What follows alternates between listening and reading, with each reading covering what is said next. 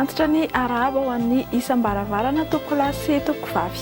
Ahitana andian-drahona lehibe iray aty amin'ny fahadra-masina atsimo andrefa ny Madagasikara aty amin'izao fotoana izao ary ny nandrafitra ny toetr'andro dia mbola ambany hatrany ny tsindrin'ny atmosfera eto amin'ny nositsika ka izay mahatonga ny fisian'ny orana tandrifin-drahona ary mety ho araha-kotroka indraindray ny amin'ny faritra sasany eto Madagasikara.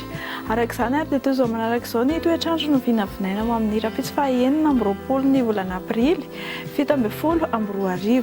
Ho amin'ny rapitso maraina dia ahitana orana tandrifin-drahona malefaka indray ny faritra Antalasy Analanjirofo, ny faritra Dianasy Sofiary Boeny tahaka izay ihany koa ny Vatovavy-Fitovinasy Atsimo Atsinanana Andrahoana na Andrahoana vitsy ny andro ny amin'ny faritra sisa tsy voatonona teo ary mafimafy ny fitsokan'ny rivotra ny amin'ny tapany atsimon'ny Madagasikara indrindra ny amin'ny faritry ny Morotsiraka iny.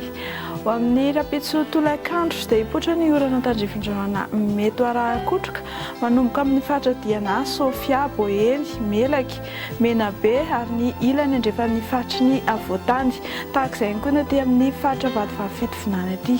Anorana malefaka ny faritra Atsimo Atsinanana sy Tolaniary fa arana endrika tandrifin-drahona izany any Savasy Analanjirofo. Ny amin'ny tapany atsimo Madagasikara iny no ifandimby ny rahona sy masoandro ary toy ho mafimafy hatrany ny fitsokan'ny rivotra ny amin'ny tapany atsimony nosy. Tsy dia hisy fihetsehany firy ny maripana no tombatombanana ho amin'ny rapitso tontolo andro. Ho amin'ny rapitso maraina izao dia 10 hatramin'ny 19 degré indray no voatomatombana aty amin'ny faritry ny Avoatany. Ny any amin'ny faritry Morotsiraka Atsinanana sy andrefana manodidina ny 20 hatramin'ny 4 degré Celsius. Ho amin'ny rapitso tolakandro dia any amin'ny tendrony avaratry Madagasikara no ahitana ny maripana ambony indrindra 4 degré Celsius. Raha mikasa ivoaka ivelan'ny nosy ianao, hibalika be ny masoandro ny rapitso amin'ny faritry La Réunion sy Nairobi any. Olalovan-drahona kosa ny faritry Bangkok sy Johannesburg fa arahana erika manify izany any Comores sy Milan ary Paris anoram-baratra ny faritry Seychelles sy Maurice. Dia izay tompoko lasy tompoko vavy no azonareo izao tsika eo amin'ny tia ity manome fotoana anareo ny tenako amin'ny rapitso indray.